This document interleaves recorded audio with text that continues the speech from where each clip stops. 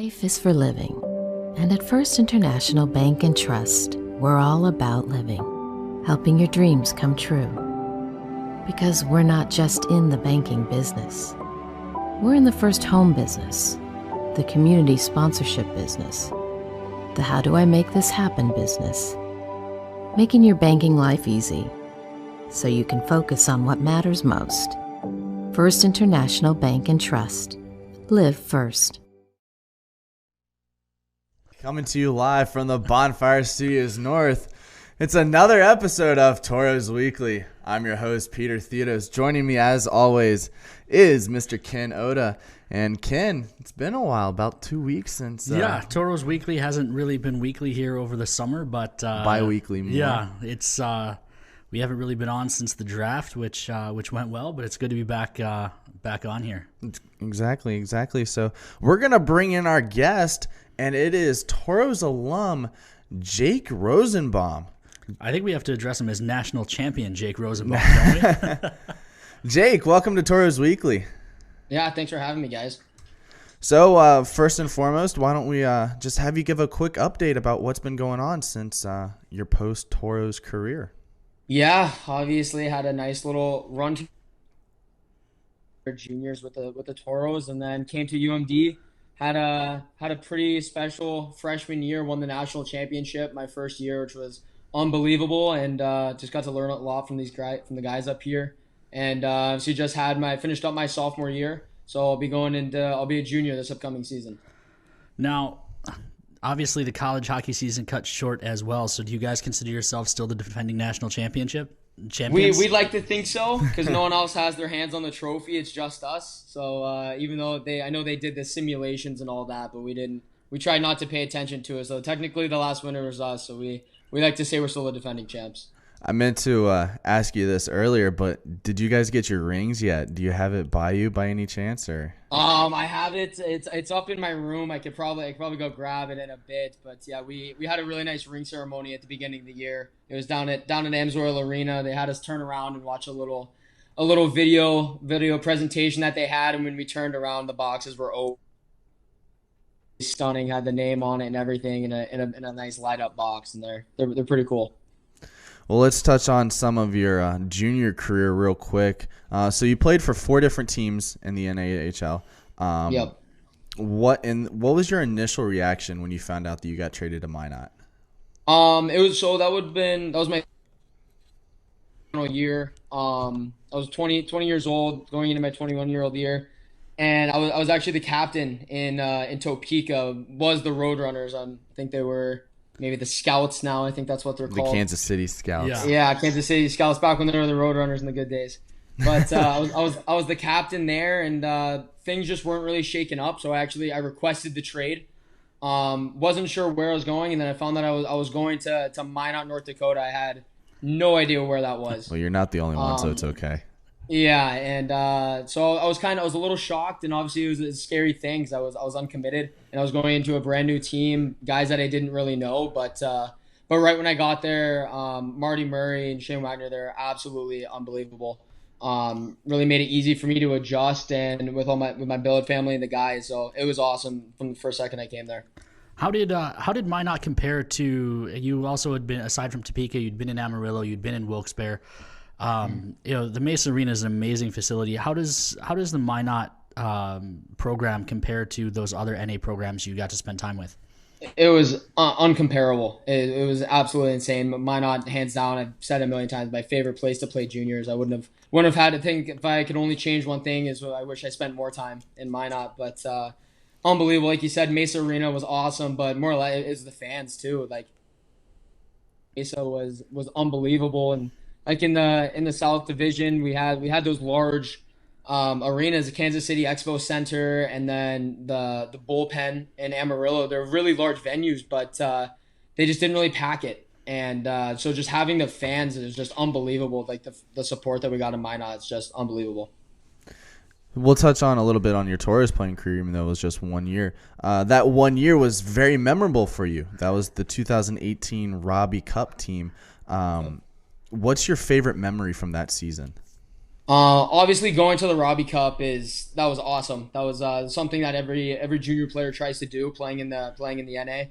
But honestly, I think just the whole playoff portion of it. I know we're on a little bit of a losing streak. We weren't even in a playoff position with the last month of the season, and we turned it on, went on a little win streak, and being able to beat Aberdeen in Game 5, that was insane. But then sweeping Austin for the Central Cup at home, that was such a surreal moment. It was awesome being able to do it with that group of guys. I remember everything. I remember Nolan Sawchuk putting the final goal in it was double overtime. It was absolutely insane. Now, looking back, you mentioned that team, you guys really had to fight back. You're out of the playoffs as late February. Mm-hmm. What was it about that group that was able to flip a switch down the stretch and end up just coming one goal short of a national championship?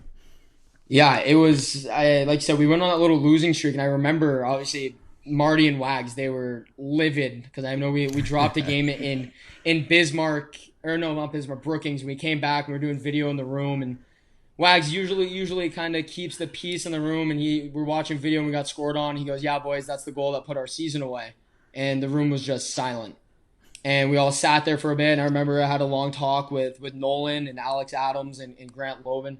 And we kind of just sat and we talked, and we figured out, like, hey, we got to turn this around. I mean, we have time. It's just a mindset. And seeing what we were able to do in that short amount of time, like you said, because we had a few guys, and we went to the top prospects tournament. And when we came back for that, we absolutely turned it on. It was unbelievable. You mentioned a handful of guys there, Saw and Adams and Loven. How much do you keep in touch with some of your former teammates? I keep in touch with a fair amount of them, and like a lot. Obviously, Michael Talbot, Sam Foose, they're right across the way here in Duluth at CSS, so I get to see them a little bit more. But just guys like and Fritz too. I still keep in touch with Fritz, but mostly a lot with Nolan. It was a good this year too. We actually opened our season pretty early. We played UMass Lowell at home, so I got to see Saw early in the year, which is good. And then just seeing guys, obviously, we stay in touch on Snapchat and all that. So you see someone post something, we'll comment back to them, which is always fun. What's it like playing college hockey against some of your former teammates and then some guys that you played against in the NA? Yeah, it's weird because we see a lot of guys that we play against. I know personally for me, a little, I don't want to say bad blood, but Cawthon Butel is on Omaha, so he's in the same conference as we are in the NCHC, so I get to see him quite a bit. But when you see your teammates, you think like it's tough to play him, but when you're playing, you don't even think about it, and then you go through the handshake line after, and it's all behind you. You're still friends again. That's all it is. Do you have any current teammates who were rivals here when you were playing for the Tauros? Any Bobcats or Bruins or Wings on your team with you? We always like chirping because I know we have a few guys. We have a handful that played for the Wilderness, so that's funny up here. But Hunter Shepard, arguably the best goalie in college hockey, he was the pride of Bismarck, so that's a tough one to swallow. And a graduated senior, Jade Miller, he was a standout for Austin too. Yeah. So it's funny. We always like chirping each other back and forth, saying like, "Oh yeah, did you win a Central Cup? I didn't think so." All this, just all that. So it's fun, but we like the little banter that we have. And how much do you guys keep track of how your former teams are doing? Oh, a ton. We always say that it doesn't matter if it was 4 years ago or it's your first year playing college hockey. And it's nice too because I'm really close to Cloquet, so whenever I try to as much as I can. Whenever the Tauros are playing the Wilderness, I always try and get down there if we have an off weekend or something going on. We'll touch now on the team that's right behind your shoulder, the University of Minnesota-Duluth. So you went to the Robby, as you mentioned, uncommitted, and then by midsummer you committed to Duluth. How much do you think playing strong at the Robby Cup in Blaine helped you get that commitment? I think a lot. I mean, being in Blaine helped tremendously because that's right in the back door of a lot of college hockey teams, so to speak. So the scouting there is tremendous. But, I mean, going in, it's hard not to think about being an uncommitted player in your final year of juniors. It was hard not to think about it, but at the same time, we were just living in the moment of being in the Robby Cup championship and just playing hard. You wanted to play your best, not simply for you, but obviously you wanted to win something for your team. So I think that definitely helped, and obviously I got I got seen at the right time. Jason Herder, who was our assistant coach here, thankfully he saw me there and that he was there. The guys who are playing this year or throughout the league won't get that opportunity. You mentioned that playing that deep playoff run helped you get committed. Do you think it helped you as a player as well, developing in those high pressure situations? Absolutely. That was at that point in my hockey career, I'd never been at a more intense stage or an intense game, because that was the pinnacle of the level that I was at. And I think being in those pressure situations and being able to thrive and still contribute to your team in whatever way you can, that definitely helped me grow as a hockey player to get to the next step, which was college hockey. So you've experienced both the Robby Cup and a Frozen Four. How are the two alike and how are the two different? I think they're alike in a sense where obviously the Robby Cup final, it's just the 4 teams there and you battle it out and you have your little series. But so it's like that and it's really fun. But I think the Frozen Four is just, it's hard to describe. It's everything ramped up to 10. I mean, you get to play in the NHL venues but it's not just empty. It's packed and it's people are coming from all over the place to come watch. And obviously the championship game against UMass this past year, we had like the red carpet of rivals who were walking down the carpet going into the rink, and it was insane. Like I've said, they're alike in a lot of ways, but the Frozen Four is hard to compare. What aside from hockey, what else are you studying at school? I'm a communication major and a journalism minor, so I'm studying that right now. I'm actually in a few, they're called May term classes, kind of get a little ahead for credits wise. So you can get to lighten your load during the year. So I'm doing a course right now in rhetoric, which is kind of tough, but kind of grinding through it. Having also been a college athlete myself, being part student and a very bigger part athlete, what are some of the challenges that you're facing being both a student and an athlete?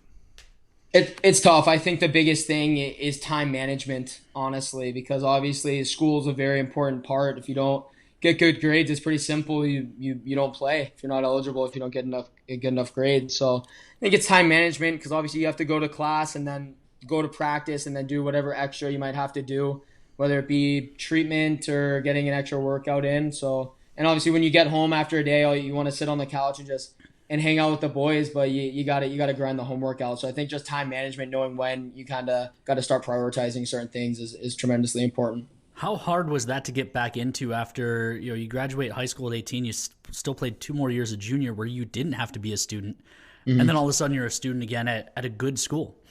Yeah, that was tough. It was kind of getting back into the swing of things, because like you said, I'd been out of more or less a structured school for almost 3 years, so that was tough. But being able to grind it out, like having like your class, so to speak. So my freshman class there, we were all going through the same thing. I know one of my really close friends, he's my roommate here, Tanner Latteru. He played 4 years in the AJHL, which was insane. He paid his dues there. And so he was in the same boat. So just not being in school was a little different, but having other guys that were going through the same thing really helped. With this whole COVID-19 thing that's been going on, obviously your season got cut short, and I want to touch that on here in a second. But while we're talking about education, how hard was it to go from being in class to going to class every single day to being locked in essentially your house doing online schooling? That was tough. We all take a certain amount of online classes during the year, so it kind of eases the schedule for practices and all that. But having every class online was tough. And because a lot of teachers, they had to switch in a time where they've been teaching the same course in class for however many years, so it was extremely new for them as well. So it was almost a learning experience and trying experience for everyone, trying to figure out what to do and how to handle things. So it was tough, but I think the University of Minnesota-Duluth, I'll applaud the teachers and the deans that they did a great job of kind of implementing the online programs. Now we'll touch on the athletic part of that. You guys were obviously in the middle of a run to another Frozen Four. What was the atmosphere and the mood in the locker room when you found out that the season had been canceled? It was crazy because it was the day we found out that maybe things were going downhill, because the weekend before, obviously, we had a series against St. Cloud, and we played them Friday night. We won, and we went through the handshake line. They told us, yeah, don't take your gloves off, just do fist bumps like with your gloves. And we thought, okay, this is a little weird. Second night, we won again, and they said, yeah, we're just not doing a handshake line altogether. They called that off, and then the following weekend was supposed to be the first round of the NCHC playoffs. So the University of Miami, Ohio was actually already in Duluth. They traveled. We went to morning skate Friday morning, and then we're sitting in the locker room, and they had to tell us that right then and there the season was done. And we didn't really know what was going on because we were all preparing to play a game on Friday night, and they said, yeah, I don't really know what to tell you. We're not gonna have a series tonight. Maybe we'll still have a Frozen Four. So we went home and we kind of sat around the couch. We had ESPN on one TV. Everybody had their computers on with the news on their laptops. And once we found out that the season was done, it was silent. It was crazy because we knew we had something special again, and we knew that we had the experience of being at the Frozen Four, and we really thought we had something special. So having it cut short, selfishly, we wanted to win again, but also we felt for our seniors who didn't get the chance to finish out their careers. It was crazy. Now you've had your role grow significantly since your freshman year to playing just about every game here as a sophomore. What are you looking forward to next year as a junior and your role on the team? Yeah, I'm really looking forward to this upcoming season. I think obviously in college hockey, as you grow as a player, you also grow like in the locker room. So trying to accept more of a leadership role, whether you're wearing a letter or not, because I know personally, even in Minot, I know I tried to have that leadership role. I didn't wear a letter, but I didn't think anybody needs one to have a leadership role. But also, I think we have a really special group coming in this upcoming year. And I'm just looking forward to what we have and to what's coming in. I think we really have something special. Back to the COVID stuff for just a moment. I'm going to pick on you a little bit. You've got some of the best hockey hair that's come through Minot. You have any tips? Like, I haven't been able to get a haircut since January. You got any tips for those of us who are new to the long hair thing? Yeah, well, I did it in Minot. I don't like to cut my hair during the season. This is a little crazy though, because the season was done and so now it's getting a little out of hand, but I don't really have the ability to cut it right now. So just kind of keep it going. That's my motto. Just don't touch it, let it go. I was about to ask you, were you going to, since the season didn't get to end, are you just going to let it keep growing until the end of next year? I might have to, honestly. Just kind of let it go. But it gets a little hot. Obviously, I'll head back to California at some point. That gets a little warm, so might have to cut it. Last thing I have for you before we let you go, you mentioned earlier you played for Wags and worked with him when you first got to Minot. He's now taking over for Marty. What's your opinions on Wags as a coach, and do you think he's ready to be the head guy? Absolutely. I absolutely think he did a tremendous job. He's a great, coaching aside, he's just an unbelievable guy. Right when I got to Minot, Wags, he kind of pulled me in his office. I talked with him and Marty. And I sat down with Wags for a while, and he knew the style of player that I was, and he let me roam with that in a sense within his system. And he's really good at keeping what players have and working around them, as opposed to trying to change a player for a certain structure. And I think he'll do a tremendous job as head coach.